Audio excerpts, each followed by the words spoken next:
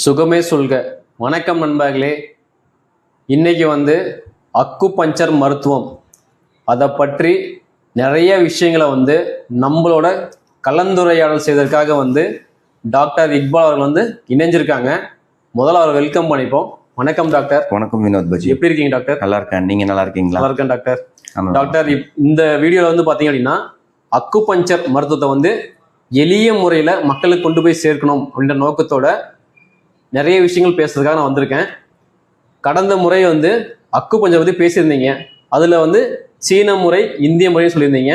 அதில் நம்ம ஃபாலோ பண்ணது இந்திய முறைன்னு சொல்லியிருந்தீங்க. இந்திய முறையில் அக்கு பஞ்சரை பற்றி பேசுங்க டாக்டர். அதாவது அக்கு பஞ்சரில் 2 டைப் பற்றி நீங்கள் கேட்டிருந்தீங்க. நம்ம அதை பற்றி பேசுகிறோம். இந்திய அக்கு பஞ்சர் முறைங்கிறது ஒரு உயிரணி இயக்கம். நம்ம உடம்புல உயிர் இருந்தால் தான் இந்த உடம்பு இல்லைங்களா? அந்த உயிருடைய இயக்கம் இந்த உயிரின் இருப்பிடம், சரிங்களா? இப்போ அது எல்லாமே எப்படி இருக்குது? மறைவானதாக இருக்குது, சரிங்களா? அதே மாதிரி நோயுடைய காரணங்கள், ஒருத்தனுக்கு ஒரு நோய் வருதுன்னா அதோடைய காரணங்களும் மறைவானது. அது குணப்படுத்தும் ஆற்றல் அதுவும் மறைவானது. இந்த மறைவான விஷயத்தை இதை எல்லாமே உணர மட்டும்தான் முடியும். ஃபார் எக்ஸாம்பிள் கரண்ட், சரிங்களா? இது மாதிரி இந்திய அக்கு பஞ்சர் ஒரு மறைவான ஒரு விஷயத்த மேலே நம்பிக்கை வச்சு அது குணப்படுத்துகிற ஒரு அடிப்படை தான் இந்திய அக்கு பஞ்சர் முறை, சரிங்களா? சரிங்க டாக்டர். இப்போ அக்கு பஞ்சர் முறையில் சிகிச்சை பண்ணோம் அப்படின்னா எல்லா பிரச்சனைக்கும் இதுக்கு தீர்வுகள் உண்டா? சிகிச்சைகள் முறைகள் இருக்கா? தீர்வுகள் உண்டா?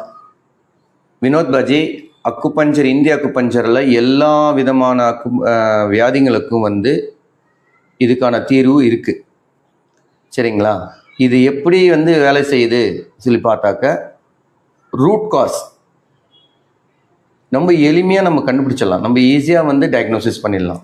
ரூட் காஸ், அவனுடைய ரூட் காஸ் கண்டுபிடிச்சி அதோடைய ரூட் காஸ் ஓட நம்ம அதனுடைய நோய் எதிர்ப்பு சக்தியை நம்ம தூண்டும் பொழுது அந்த நோய்கள் கலைந்து அவனை குணப்படுத்துது வினோத் பாஜி.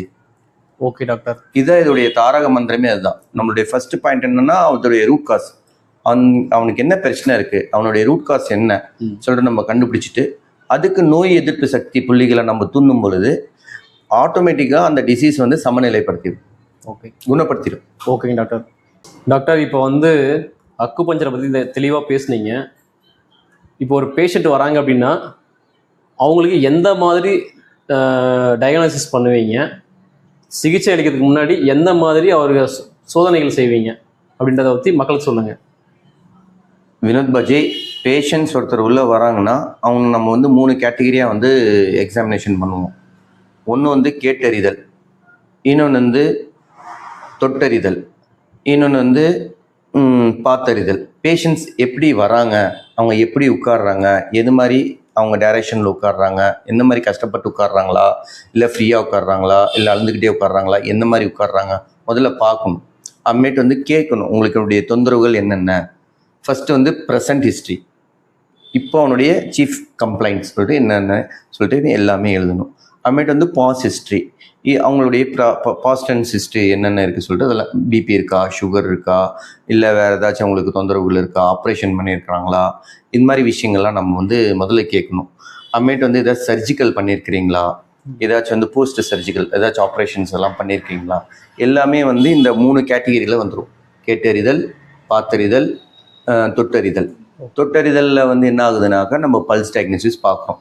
நம்ம பல்ஸ் பார்க்கும்போது எந்த உறுப்புகள் சீர்கட்டு இருக்கோ அதை அதோடைய அந்த புள்ளிகளோட நோய் எதிர்ப்பு சக்தி புள்ளிகளை நம்ம தூண்டும் பொழுது அந்த நோய்கள் கலைந்து நோய் எதிர்ப்பு சக்தி அதிகமாகும் போது அவங்க குணமாகறாங்க பஜி. சரிங்க டாக்டர்.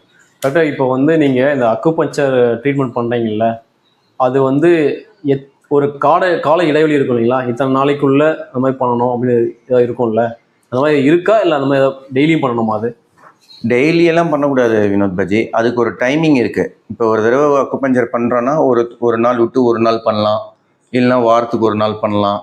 அந்த பேஷண்ட்ஸுடைய அந்த கண்டிஷன்ஸை பொறுத்து அந்த சீட்டிங்ஸ் நம்மளுக்கு சொல்லும். ஓகே, ஒரு மண்டலங்கிறது 45 நாள் ஸோ ஃபஸ்ட்டு ஒரு 45 டேஸில் வந்து ஒரு நாள் விட்டு ஒரு நாள் பண்ணுங்க, அது மாதிரி சொல்லி கொடுக்கலாம்.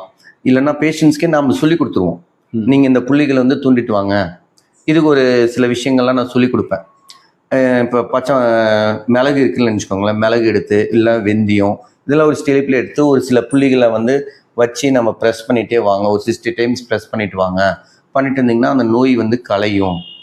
அப்புறமேட்டு நோய் எதிர்ப்பு சக்தி புள்ளிகளை நம்ம சொல்லி கொடுக்கும்போது அது ஆட்டோமேட்டிக்காக வந்து என்ன ஆகுனாக்கா அந்த வியாதியை வந்து முழுமையாக குணமடையும் வினோத் பாஜி, வித்தவுட் எந்த விதமான மருந்தும் இல்லாமல். ஓகே டாக்டர், இப்போ வந்து இந்த அக்குபஞ்சரில் வந்து ஒன்று வந்து இந்த நீடில்ஸ் போகிற மாதிரி, அதாவது ஊசியை வச்சு போகிற மாதிரி இருக்குது. இன்னொன்று வந்து தொடு சிகிச்சைன்னு ஒன்று சொல்கிறீங்க. தொடு சிகிச்சை, இந்த நீடிலுக்கும் தொடு சிகிச்சைக்கும் என்ன வேறுபாடு இருக்குது?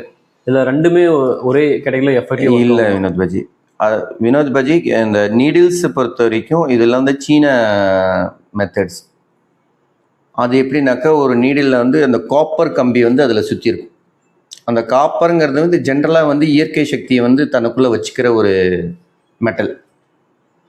அந்த மெட்டல் மூலியமாக அந்த அந்த அந்த ஆற்றல் வந்து அந்த நீடில் மூலியமாக அந்த பாயிண்ட்டுக்கு போகிறதுனால அந்த அந்த அந்த சீக்கிரமாக வந்து அந்த நோய் வந்து குணமாகுது. தொடும் சிகிச்சைங்கிறது வந்து அது கொஞ்சம் அட்வான்ஸ் லெவல். அது நம்மளுடைய ரேகா, நம்மளுடைய ஆற்றல், நம்மளுடைய உடம்புல இருக்கக்கூடிய அந்த இறை ஆற்றலை வந்து நம்ம வந்து பவராக வச்சிருக்கிறவங்க மட்டும்தான் அந்த தொடும் சிகிச்சையானது சாத்தியமானது. எல்லாராலையும் வந்து அதில் வந்து பயனடைஞ்சது இல்லை, ரொம்ப கம்மி தான் வினோத் பாஜி. Okay doctor.